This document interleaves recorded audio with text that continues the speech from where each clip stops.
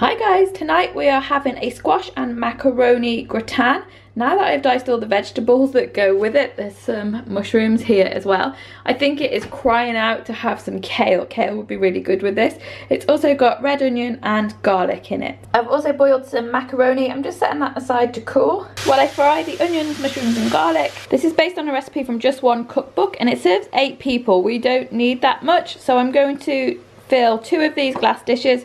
One for tonight and tomorrow night, and then another one which will go in the freezer and will serve us 2 nights when I defrost it. I'm now putting the onions and mushrooms and garlic just to one side, and I'm frying off the squash with a teaspoon of miso until they soften up. And that's going to give the white sauce a nice flavour. You can just use salt and pepper, or you could add chilli flakes. It's just to give a bit more punch to the white sauce, which can be a bit plain on its own. I've got a nice white sauce now. And I've mixed the pasta, the squash, the mushrooms, onions and garlic. I've mixed that all together and then divided it between the 2 glass containers, and I'm going to split the white sauce between the 2 containers as well. And then you cover the top with breadcrumbs and cheese. I've just got a cheddar and parmesan mix. I've only got 1 little bag of panko breadcrumbs, which I'm going to stretch out on the one for tonight, but the one for the freezer, I'm just going to put it in and top it when we come to eat it next time. And here it is, all ready to go. It looks good and bubbly. Tonight we're having mapodofu for tea, but instead of having it with minced pork, we're having it with shiitake mushrooms.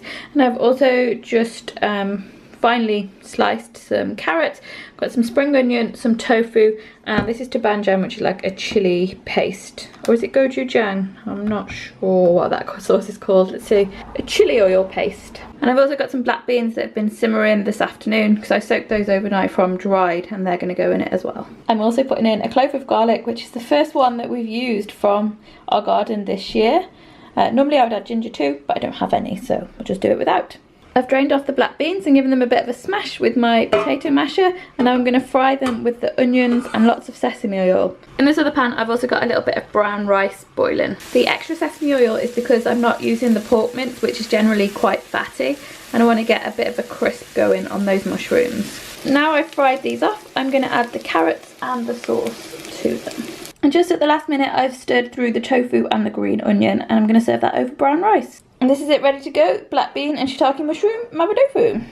Tonight for dinner we're having prawn wraps. My mum has just been around and dropped off these peppers, which are from her greenhouse. So this one, I'm not sure what the name is, but it's a black one and a red one. And then I'm going to do leek and fry that all together with some prawns. I've sliced those up and I've got some frozen prawns, and I'm going to put them with some of this chili paste, not too much because it's quite potent, and fry that all off for the filling.